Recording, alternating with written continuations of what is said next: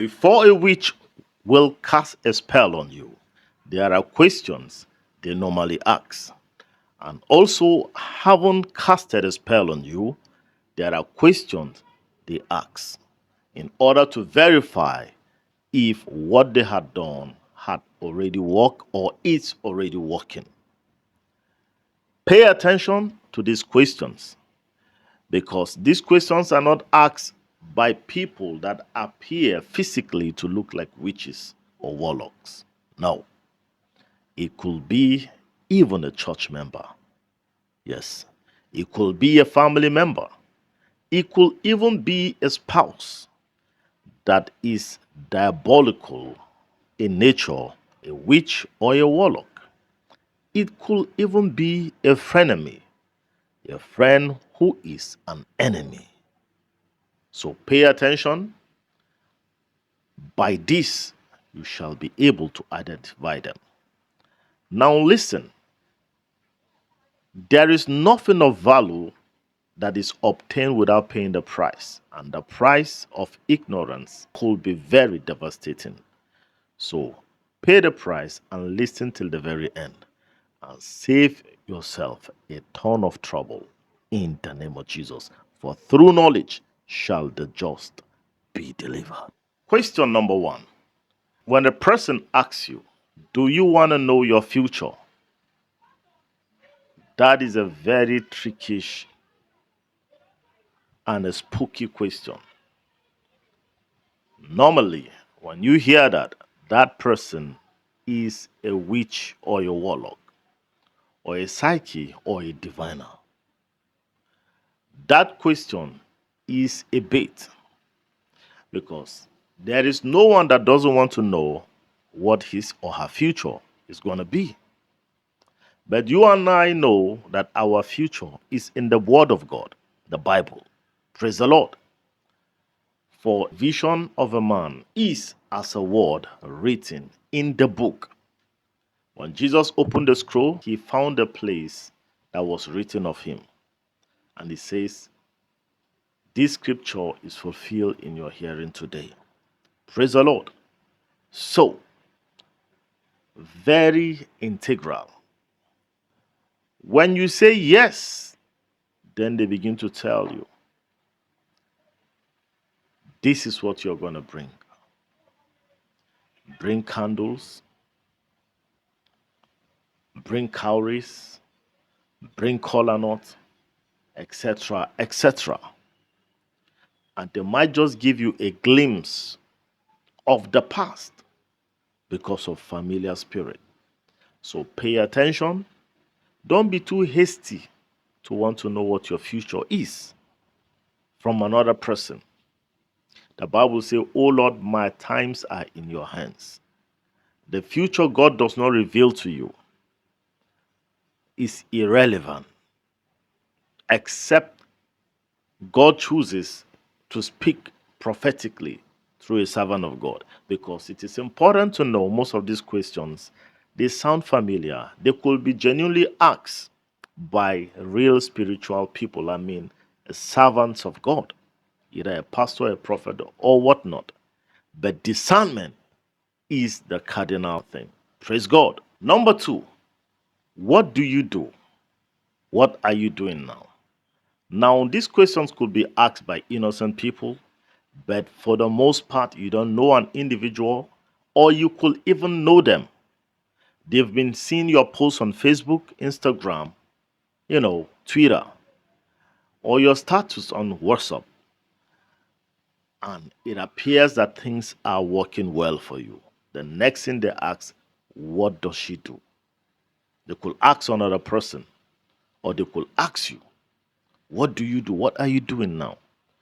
Now, most times, the minute they know, then they block the source of your income. As a matter of fact, through experience, when God was yet teaching me on how to decipher witchcraft operations, together with the African notorious warlock, I was hasty to reveal my musical production or studio activities. Do you know something? All through my stay in that house for 4 years, there's nothing we didn't do. Not single sound. The sound was heard once in that studio and never again. Change computer over and over. The sound card that was working perfectly never sounded until God showed me mercy. He ignited another thing that I do, and that caught him unawares. Witches, they work primarily based on the information you give to them. So you see them oftentimes sneaking and hanging in your window or your door just to listen. I've caught that African notorious warlock times without number. He sneaks and peeps or he puts his ears to hear what we are saying. The minute you open the door, you see him confused and just totally confused. And, sometimes I have to just speak, metaphorically. Be careful the questions you answer. Praise the Lord. As a matter of fact, a woman that my spirit never accepted has asked me oftentimes, "What do you do now? What do you do now?" I'll just smile. That was not enough. She called my wife to still ask the same thing. Anytime I'm not around, she asks interrogatory questions, sort of like a detective trying to know everything going on. The information you divulge could be your downfall. Watch your back. If you watch your mouth, your back is safe. In Jesus' mighty name. Number 3 question. Can I pray for you? There's nothing wrong in asking to pray for someone. But watch out of the blue, somebody say, "Can I pray for you?" Now, during evangelism, that is understandable. Praise the Lord. But out of the blues, "Can I pray for you?" You see someone acting like a prophet. The Bible says, "Be not hasty to lay your hands on any man," because the exchange of destiny could happen just like so. The blessing, the destinies of Manasseh and Ephraim was exchanged by interchanging the hands posture. Praise the Lord. When Jacob was blessing the sons of Joseph, he changed the hand. The left hand went to the eldest, and the right hand went on the head of the youngest that was supposed to be subordinate. And that was enough to alter their destinies. I told you my life story that a man of God, quote unquote, was praying for me, how that he was behind me, touching something at the back of my head. He asked me to lift up my hand, left hand, by the way. I didn't even know where that is done. And I should never say amen, no matter what he says. Can you imagine that? So that was it. And partout, I opened my eyes only to see him doing that. And I was completely devastated. Praise God. So watch out. People, by the time you say yes, they begin to appear to be prophets, having some supernatural power. The next thing, they could even begin to tell you some things about your future, or tell you the color of underwear you're wearing, tell you even your name by the spirit of divination. Remember, the girl that followed Apostle Paul was bringing money to her masters through divination. All the things she says about Apostle Paul was the truth, but it was via the spirit of divination. It took Apostle Paul time to even decipher what spirit it was. That was why he couldn't respond for some days till he got the wind of the spirit she was using to divine. And you know the rest of the story. So they could use that and begin to say all types of things. So be careful. The Bible said, test the spirit and see if it is of God. Praise God. Number 4 question. Someone asks you, you better run. Is what did God say? Praise the Lord. Remember, in all of these questions, they could be asked by innocent people, but as well as wicked personalities. In everything you hear on this channel, it takes discernment to know which is which. Because if there is no original, there wouldn't be a counterfeit. So witches often ask that question. Praise the Lord. Remember when God was calling Samuel, God spoke to him. Eli asked him, what did God say to you? What did he say? At first, he didn't want to say, and he said, may the Lord do unto you many times, even as you refused to say. And the boy was afraid, and he told him all the calamities that was to befall his family. Right? But the chief priest of all witches and wizards, Satan himself, the serpent in the garden, asked Eve, did God say you should not eat from this very tree? Did he say so? So, just by asking that question, if you have a vision, you might begin to divulge it. As a matter of fact, I hear of a big pastor that is always envious of the junior pastors. The moment they have a vision, it becomes a thing of jealousy. So sometimes they incite you to say what the Lord is telling you, to see if they can cut it off or not. At first, Saul loved David. He was in his palace. But when the women began to say, David has slain 10,000, Saul has just killed 1,000, that became a problem. Although he knew that he was chosen by God, he still wanted to kill him. If that is not witchcraft, what is that? Praise the Lord. So pay attention. You don't just have to say what God has told you to anyone that asks you, what has God told you? Praise the Lord. So be sensitive in Jesus' mighty name. Question number 5. A witch or a wizard could ask you, what did you dream about last night? Sounds innocent. Not that innocent people couldn't ask you, but more often they want to know your spiritual sensitivity. What is your dream life like? To know if you see things in the spirit realm, and if they have laid an attack, to know if you have received the message or not. Praise the Lord. Pretty much like sometimes when a witch or a wizard confesses, I do ask questions. I have a video on that. I'm going to release it by the grace of God when God directs me. You hear me questioning this very warlock and everything they do in their kingdom. Praise the living Jesus. So, the same way they want to understand if you are picking on the signal of the attacks. Praise God. And even before the attack, if they want to cast spell on you, they want to know the sort of person that you are. So pay attention to that. Amen.